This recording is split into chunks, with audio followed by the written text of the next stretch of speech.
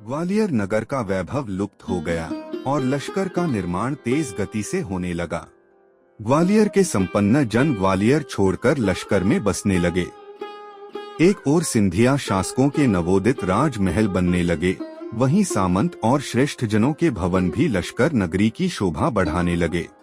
राज दरबार सरकारी कार्यालय लश्कर में स्थापित होने से ग्वालियर केवल खंडहरों के रूप में रह गया। सिंधिया शासकों का वैभव भी घटता चला जा रहा था। जो दबदबा महादजी और दौलतराव के जमाने में था, वह दौलतराव के बाद न रहा। अंग्रेज साम्राज्य को इन शक्तिशाली शासकों के प्रताप के आगे अपने षड्यंत्री जाल बिछाने का अवसर न मिला। अंग्रेज साम्राज्यवादियों ने अनेक प्रकार से शासकों को फंसाने का प्रयत्न किया, परंतु वे अपनी कुचेष्टा में सफल न हो सके। दौलतराव के निधन के बाद उनकी पत्नी ने मुकुटराव नामक एक लड़के को गोद लिया। यही बालक जानकीजीराव नाम से 11 वर्ष की अवस्था में सिंधिया के सिंहासन पर बैठाया गया। जिस दिन मुकुटराव जानकीजीराव सिंधिया के नाम से गद्दी पर बैठा, उसी दिन इसका विवाह रानी ताराबाई के साथ संपन्न हुआ। 18 जून 1827 के दिन राज्य आरोहण एवं विवाह संस्कार दोनों ही एक साथ संपन्न हुए। इस प्रकार कन्हेर खेर ग्राम कोरेग्राम ताल्लुक सितारा के मूल निवासी राणोजी सिंधिया के वंश से मुकुटराव का संबंध जुड़ गया। राणोजी सिंधिया पूना के पेशवा शासकों के गुजरे थे। इनका काम पेशवा की जूतियों की रखवाली करने का था। एक दिन राणोजी पेशवा की जूतियां छाती से चिपकाए हुए अर्धनिद्रित अवस्था में बेखबर थे। पेशवा ने आकर यह देखा तो वे राणोजी की सेवा से प्रसन्न हो गए। उसी समय पेशवा ने राणोजी को सेना में महत्वपूर्ण पद दे दिया। राणोजी के 3 पुत्र जयप्पा, दत्ताजी एवं ज्योतिबा थे। इसके अतिरिक्त महादजी एवं तुकोजी नामक 2 दासी पुत्र भी थे। राणोजी की मृत्यु सुजालपुर में हुई। उसके बाद जयप्रा राणोजी के मुख्य वारिस हुए। नागौर युद्ध में जोधपुर के राजा विजय सिंह के हाथों जयप्पा का वध हुआ। जयप्पा के निधन के पश्चात उनका पुत्र जानकीजीराव सिंधिया गद्दी का मालिक बना। पानीपत के युद्ध में जानकीजीराव की मृत्यु हुई। महादजी ने भागकर अपने प्राण बचाए। युद्ध क्षेत्र से भागते समय एक पठान के प्रहार से महादजी घायल हो गए। राणा खान नामक भिश्ती की सहायता से महादजी ने पुनर्जन्म प्राप्त किया। इस प्रकार दासी पुत्र महादजी सिंधिया के सिंहासन पर बैठे। महादजी की 6 पत्नियां थीं, पर संतान एक के भी नहीं थी। पूना के पास दानवड़ी स्थान पर 12 फरवरी 1764 को महादजी सिंधिया निसंतान मर गए। उस समय आनंदराव के पुत्र दौलतराव सिंधिया गद्दी पर बिठाए गए। महादजी की भांति दौलतराव भी निसंतान ही मरे। इनके पुत्र जनकोजीराव भी 7 जनवरी 1843 को निसंतान मर गए।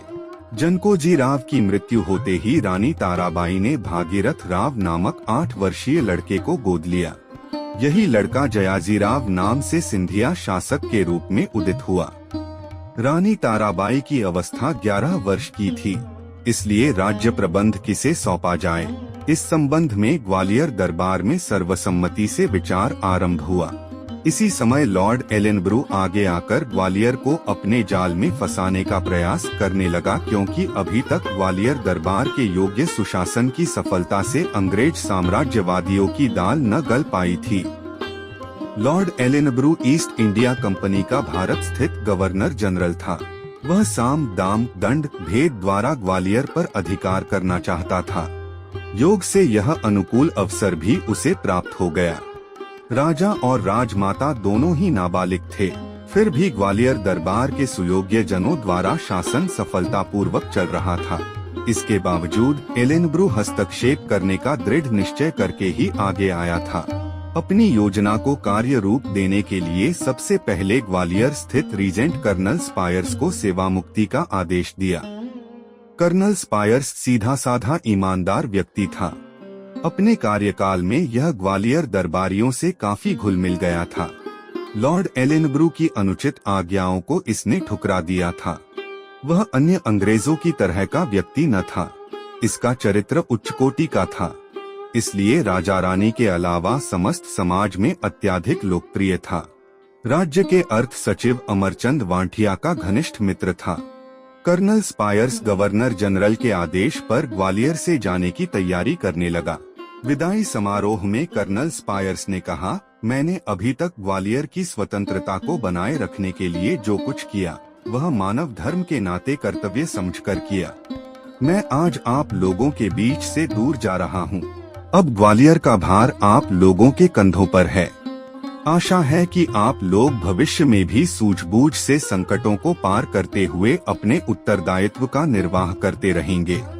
मुझे पूर्ण आशा है आप लोगों का प्यार यादगार के रूप में सदा मेरे दिल में कायम रहेगा। मैं ग्वालियर के भविष्य के बारे में चिंतित हूँ। मुझे आसार ठीक नजर नहीं आ रहे हैं, फिर भी मुझे विश्वास है कि आप आने वाले तूफान से अपनी कश्ती को पार ले जाएंगे। कर्नल स्पायर्स के जाने के बाद कर्नल स्लीमैन ग्वालियर की छाती पर विनाश की तैयारी करने लगा। नए रीजेंट कर्नल स्लीमैन ने गवर्नर के आदेश अनुसार अपना पद ग्रहण करते ही कुछ अजीबोगरीब गुल खिलाने आरंभ कर दिए। इसने अपना मोहरा बनाने के लिए तत्काल एक व्यक्ति को खोज निकाला। यह व्यक्ति मूर्ख था। समाज में कंजूस मक्खी चूस के रूप में विख्यात यह व्यक्ति मामा साहब के नाम से पुकारा जाता था।